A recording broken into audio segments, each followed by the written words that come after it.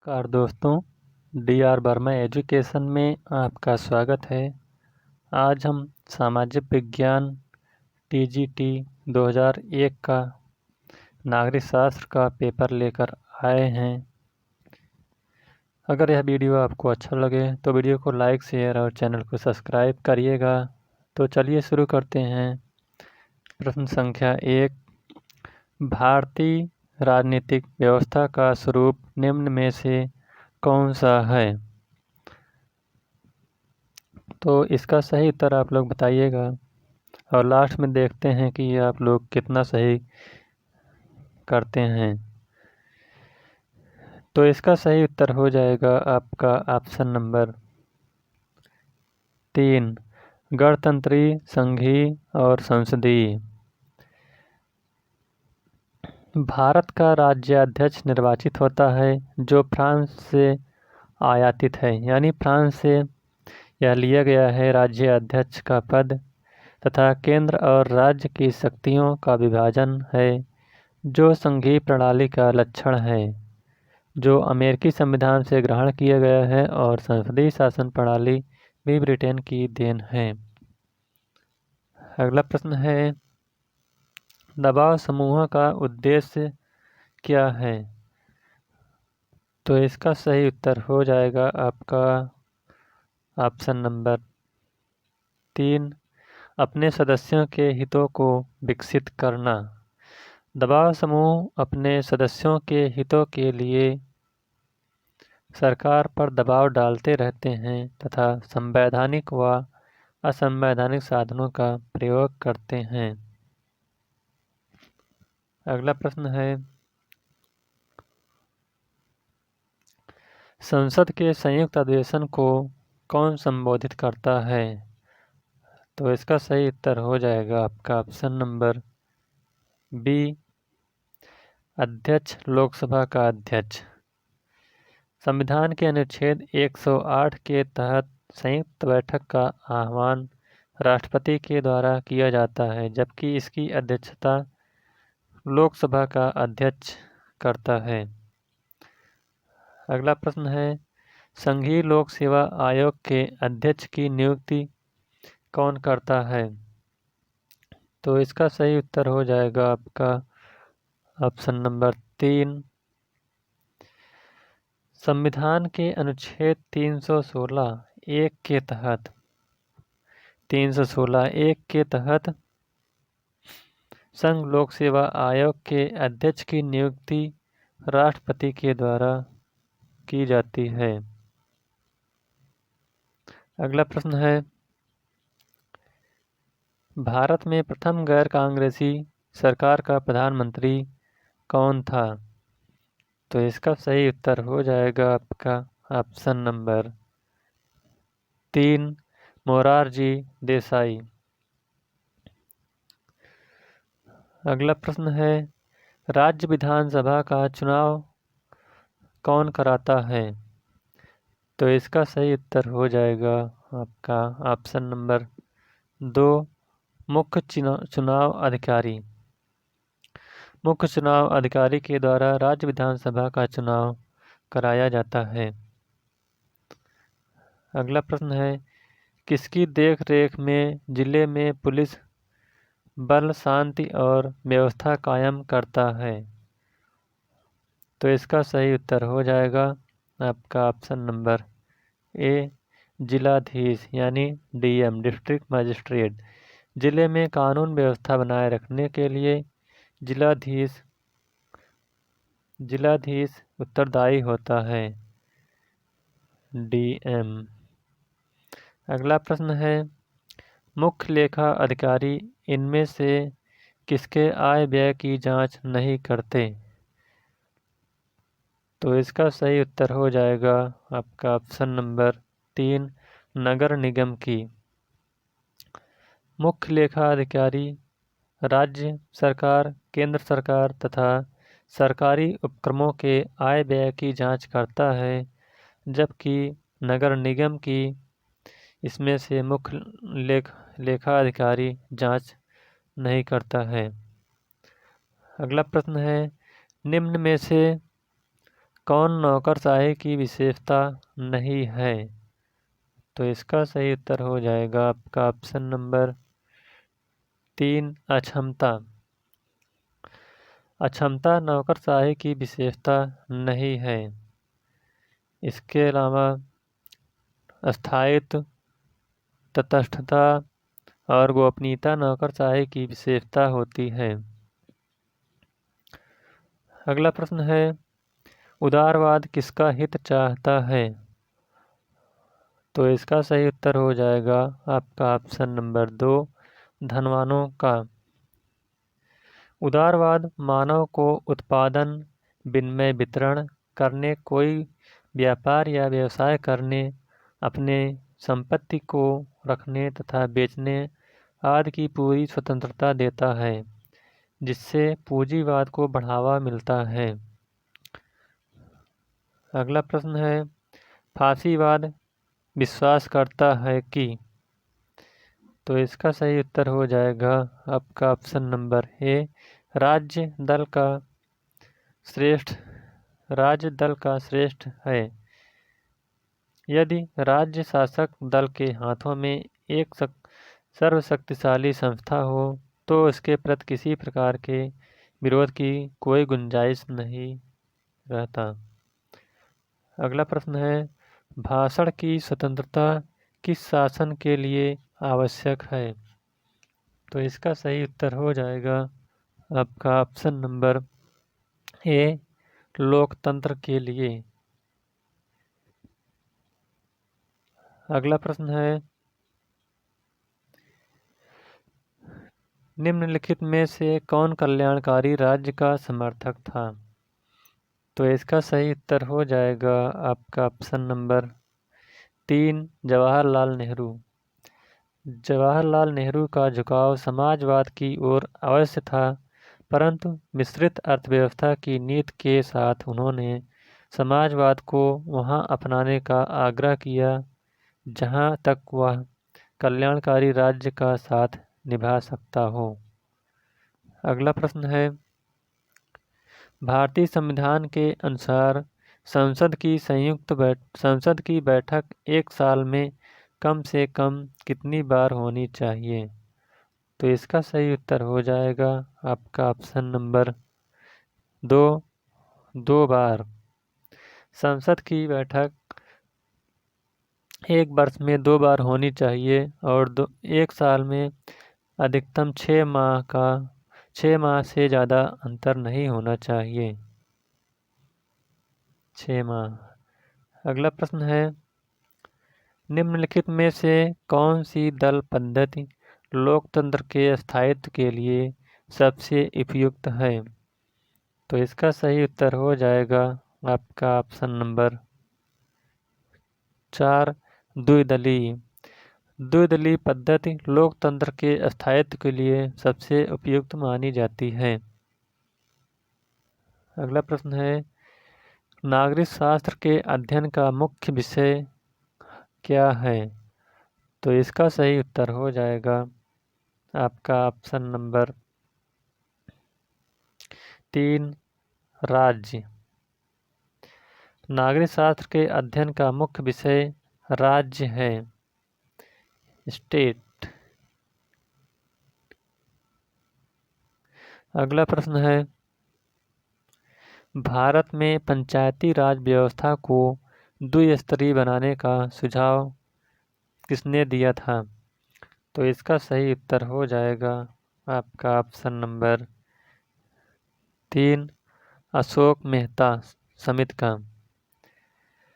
अशोक मेहता समिति का गठन 1977 में किया गया था, जिसमें पंचायती राज व्यवस्था को द्विस्तरीय बनाने का सुझाव दिया गया था।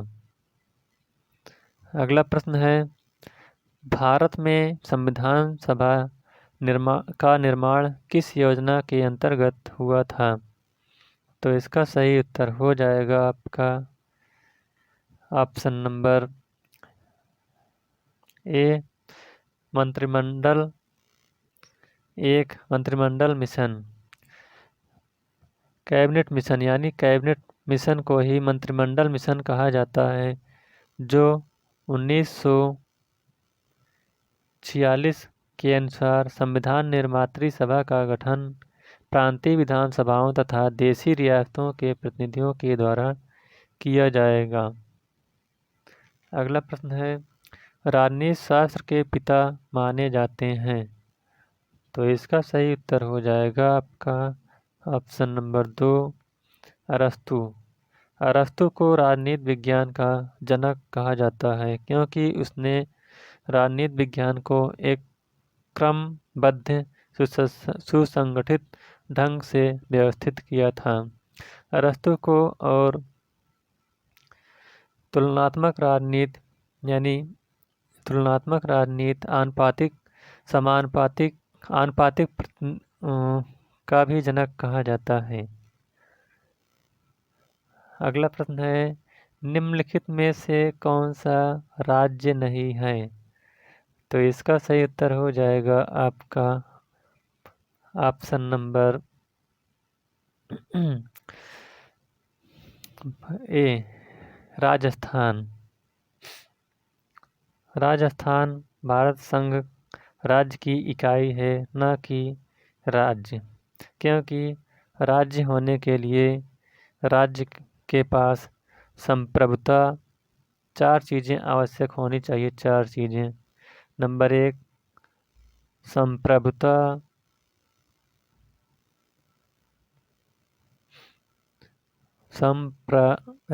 संप्रभुता। नंबर 2, निश्चित भूभाग। नंबर 3, जनसंख्या। और नंबर 4, भूक्षेत्र। जिसमें यह सब चीज़ें रहेंगी, 4 चीज़ें, वही राज्य कहलाएगा, क्योंकि संप्रभुता के अभाव में राज्य की कल्पना नहीं की जा सकती। संप्रभुता का तात्पर्य होता है कि आंतरिक और बाह्य कोई भी निर्णय लेने में उसका कोई विरोध ना करे, यानी स्वतंत्र होती है। अगला प्रश्न है, राज्य कहे जाने के लिए अति आवश्यक तत्व क्या है। तो इसका सही उत्तर हो जाएगा आपका ऑप्शन नंबर 3, सर्वोच्च सत्ता।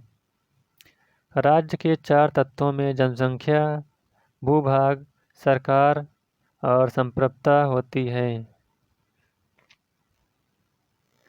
अगला प्रश्न है, राज्य की उत्पत्ति का सबसे सही सिद्धांत कौन सा है।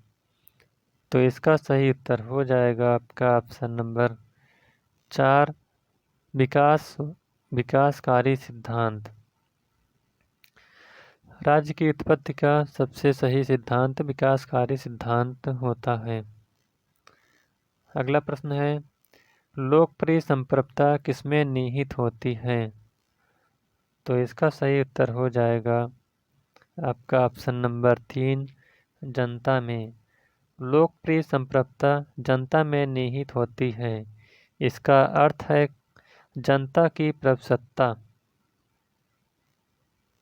अगला प्रश्न है, कौन सा सिद्धांत एक तत्ववादी संप्रभुता का विरोधी है।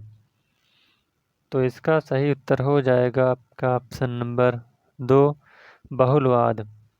एकलवाद की चिंतन धारा के विपरीत बहुलवाद की चिंतन धारा विकसित हुई है। अगला प्रश्न है, लेवियाथन के लेखक हैं। तो इसका सही उत्तर हो जाएगा आपका ऑप्शन नंबर 3, हॉब्स।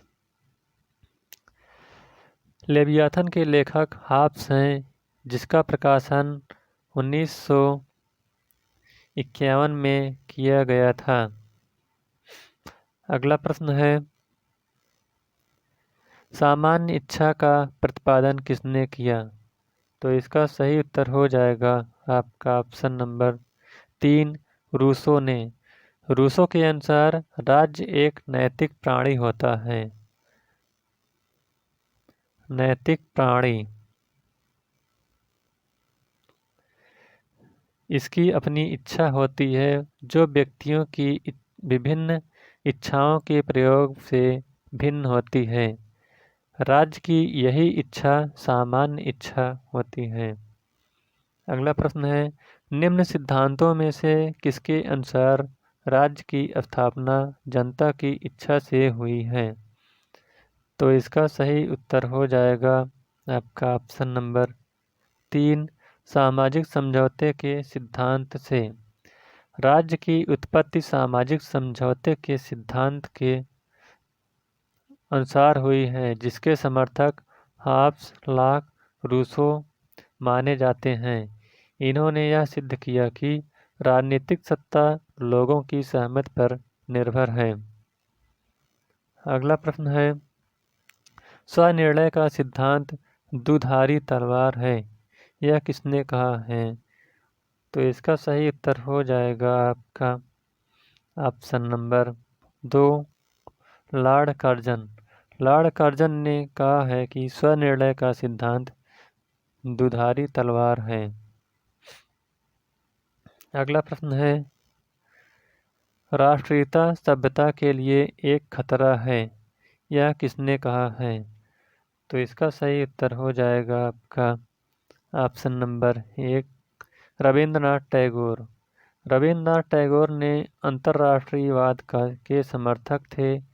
अंतर्राष्ट्रीयतावाद के साथ साथ एक राष्ट्रवादी भी थे। अगला प्रश्न है, अंतर्राष्ट्रीय न्यायालय कहाँ स्थित है?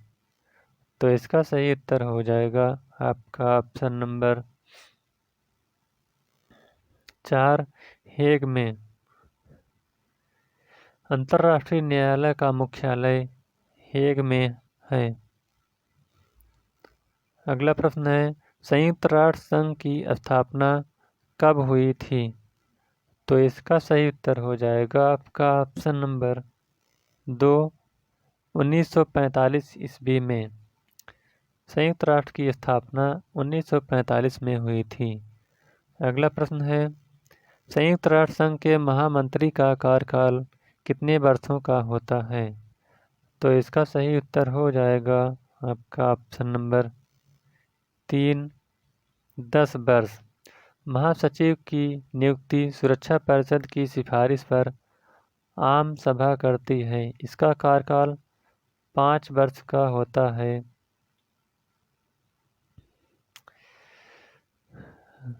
अगला प्रश्न है, फॉरवर्ड ब्लॉक की स्थापना किसने की थी? तो इसका सही उत्तर हो जाएगा आपका option number 1, Subhash Chandra Bose. Forward block की स्थापना 1939 ईस्वी में सुभाष चंद्र बोस के द्वारा किया गया था। ये 34 का उत्तर गलत है, इसमें 5 वर्ष सही होगा। अगला प्रश्न है, स्वराज दल की स्थापना का मुख्य मुद्दा क्या था? तो इसका सही उत्तर हो जाएगा आपका ऑप्शन नंबर 3, काउंसिल प्रवेश। स्वराज दल की स्थापना का मुख्य मुद्दा काउंसिल प्रवेश था। तो इस प्रकार से टीजीटी सामाजिक विज्ञान के अंतर्गत नागरिक शास्त्र का यह 2001 का पेपर समाप्त होता हुआ। अगर यह वीडियो आपको अच्छा लगा हो तो वीडियो को लाइक, शेयर और चैनल को सब्सक्राइब करिएगा। Thank you.